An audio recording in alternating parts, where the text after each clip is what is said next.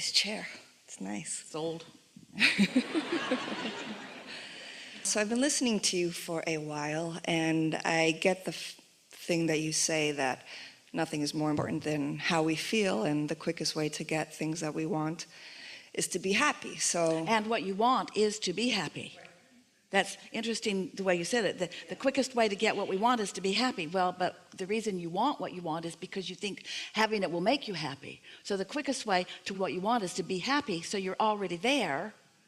So then it can come more quickly. But humans worry about that. If I'm already happy, even though it hasn't come, somebody's going to hold it out. Like my mother did. If I was good, then she didn't give it to me. I really needed to be needy. I need to be needy before my mother would give stuff to me. And the universe is not your mother. Your mother was screwed up. So my question is, throughout the day, I look for things, not to make me happy, but I look for things to appreciate. You know, oh, there's a cute little puppy, or look at the sky, it's such a beautiful color. That's a nice thing to keep momentum going. In other words, from a place of alignment, then deliberately looking for positive aspects can hold you in that steady vibration and allow the momentum to increase, which is more and more satisfying, isn't it? Right. But a lot of the times when I'm kind of checking in with myself, you know, you get caught up in the day and you're just kind of, you know, on go mode. I find asking myself, okay, how am I feeling? Am I happy? And a lot of times I'm like, meh, okay. You know, I'm not unhappy, but I'm not like, you know, jump up and down, I just won an Oscar happy, you know. So, almost no one is.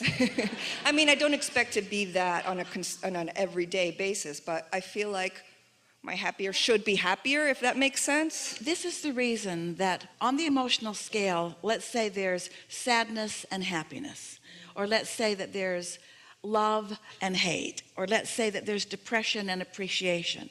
And so happy is there.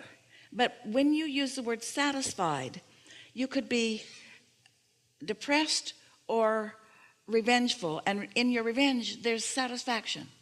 If you will use satisfaction as what you're reaching for, then wherever you are, you can lean more in the direction of who you are, and therefore get more momentum going in that direction. Don't make work of being satisfied either. But it is nice to notice it when it's just happening. Just notice it and therefore perpetuate it. Since law of attraction is responding to however you're feeling, and you catch a glimpse that you're not feeling that great, then it's good to leave the topic if you can. And the more aware you are of how you feel, then the more you can turn from the unsatisfied to the satisfied. It just gets easier and easier. But if you aren't paying attention and you really get on a negative rant, then of course it's much more difficult. You need a lobotomy or a good night's sleep, we recommend over the lobotomy, or meditation, which we recommend really over a good night's sleep. We would rather see you in appreciation than meditation, because in either case there's no resistance. But sometimes you just can't get to appreciation. And so just be soft about this. So your question is around feeling some dissatisfaction and wanting to turn it into satisfaction. Yeah, to just be happier, because sometimes when I'm checking in with myself about how I feel, oh, maybe I'm doing that thing you said that we're doing. But here's the thing, and we're so happy that you are helping us to talk about this here, because here's the thing. So here I am in this moment of time, and I'm having this manifestation, and in this example, I don't feel all that happy, but it is what it is, yes? So it's got to be enough, because it is what it is. And why is it what it is? Because of the momentum that created it. In other words, once something has manifested, you're really going to like this. The emotion that you might call dissatisfaction or not happy, that's a manifestation. Let's talk about this. So you're tuned in, you're in the receptive mode, and an idea comes to you. And you feel the enthusiasm of the idea. So you know you were in the receptive mode because the idea feels really good. Well, along with that idea is the emotion of happiness. And so you're in a manifested moment where the emotion is part of the manifestation. So what we're getting at here is that when you are feeling some dissatisfaction, it's manifested, and therefore it's already happened, and therefore the momentum is already underway, and therefore there's not all that much that you can do about it right here and now when it feels like that to you. But you take note of it and you acknowledge that you want to feel happy, and you deliberately launch some more rockets of desire into your vortex, and then you get a good night's sleep, and when you wake up in the morning you deliberately meditate, because you know that meditation takes the edge off. So now this next day, let's call it Sunday, you've meditated, and so now your chance of, and we use that word because we know how you use that word, your chance of happiness is greater now that you've meditated this Sunday morning than it was before you did. So you meditate for 15 or 20 minutes, and then you just go into your day and you feel whatever you feel. But when you're feeling it, it's really sort of kind of too late to do anything about it, because it's the result of energy that you've already flowed. Are you getting what we're talking about? You can't think your way out of it. You can't talk your way out of it. You can't say, universe, I want to take back all the momentum that I had about that because I didn't really mean it, and after all, I want to be happy. It's going to play out kind of the way the momentum is. But now you launch another rocket of wanting more clarity, of more happiness, and then on Monday you meditate and you go as far as you can go into the day and feel as good as you can feel, and then on Tuesday, and then on Wednesday, and then on Thursday, and then on Friday, and before you know it, this meditation has put you into more of a receiving mode, so that you are feeling more satisfaction about more things. It's preemptive. It's getting out ahead of it. When you're in an unhappy moment, usually the most that you can do is make a decision to do a better job of vibrationally preparing future moments. But when you're right in the middle of it, can't you see downward spirals? Aren't downward spirals evident? And the more you struggle and squirm within them, the faster they swirl and the more downward they go. And so it really is about not trying to think your way out of it in that moment. It's like, we've been offering an analogy. It's like what's happening now, the manifestation, is sort of like gum that you've chewed all the flavor out of. And the new juice is over here in the new thoughts and in the new things that you're receiving, you see. And so when you feel dissatisfaction, just let it be, and know that your vortex is queued up and that you're being called to more things, and let the satisfaction come from new things. Don't try to wring it out of the old things, because you usually don't. You usually just find more to be dissatisfied about. You want to talk about something specific? Well, I just kind of feel like sometimes that's my set point, you know, a little bit like, if I don't look for things to be happy about, you know? We'll go along with you. We'll let you call it your set point. But what do you think the set point of your inner being is? Elation, happy. And in fact, the only reason that you can feel that discomfort is because you have departed, or you've moved away from the vibration that your inner being feels, and your inner being is not going to join you over there. So there are two set points involved here: the emotional vibrational set point of your inner being and yours. Isn't it sort of satisfying to know that your dissatisfaction is an indicator of where you stand? Can't that be a little satisfying? Well, at least I know I'm not in alignment with my inner being, and at least I know my inner being is looking at this differently, and at least I know there's help on the way, and at least I know I'm blocking the help right now, and at least I know that it won't last like this forever. You see what we're getting at?